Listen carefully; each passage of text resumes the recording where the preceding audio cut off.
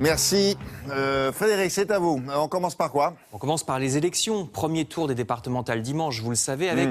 On le sait. Eh oui, on le sait.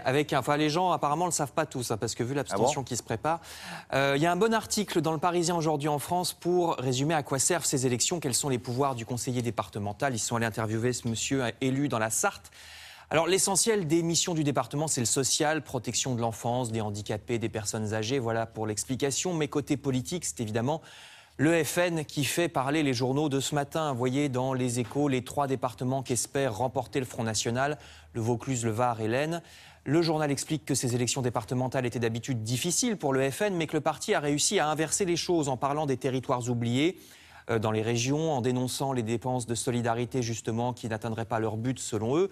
2 arguments qui ont fait mouche. Les candidats FN seraient même désormais intouchables aux yeux de beaucoup d'électeurs, disent les Échos, c'est le mot qu'ils emploient, parce qu'on a beau dénoncer les dérapages racistes de nombreux candidats FN ou le côté inapplicable du programme, rien ne semble ébranler les électeurs prêts à voter pour ce parti. Pourquoi ?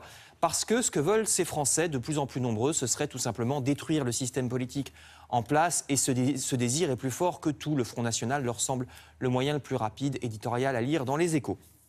Vous lirez aussi dans plusieurs journaux, Libération ou La Croix par exemple, le cas du Parti communiste. Alors lui, c'est le contraire.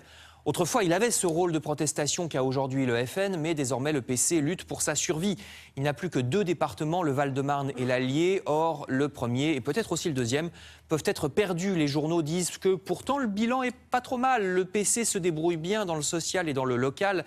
Les communistes espèrent quand même récupérer les électeurs déçus du gouvernement socialiste. On verra ce qu'il en est.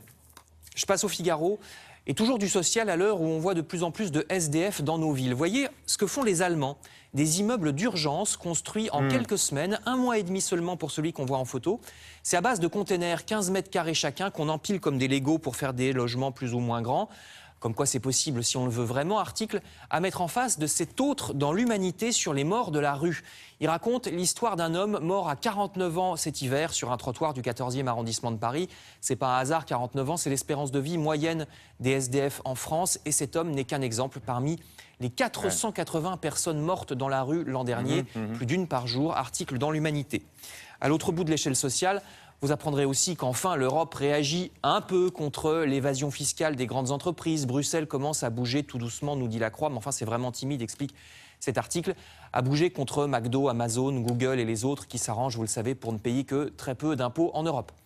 Enfin, je termine toujours avec certaines conséquences de l'activité économique. Vous lirez dans Direct Matin ou dans Le Parisien quelques débuts de mesures là aussi contre la pollution. Vous savez qu'il y a un pic de pollution en ce moment un peu partout en France et donc en ce moment aussi quelques gratuités de stationnement dans certains cas ou 30 minutes gratuites en Vélib à Paris. Évidemment, ça ne suffira pas, notent les journaux, alors que la pollution coûte, nous dit Le Parisien, voyez le titre de l'article, plusieurs dizaines de milliards chaque année entre les 40 à 50 000 décès prématurés causés par la pollution, 650 000 journées de congés maladie par an, sans compter le nettoyage des monuments ou la dépollution nécessaire de l'eau potable, toute la facture détaillée dans Le Parisien.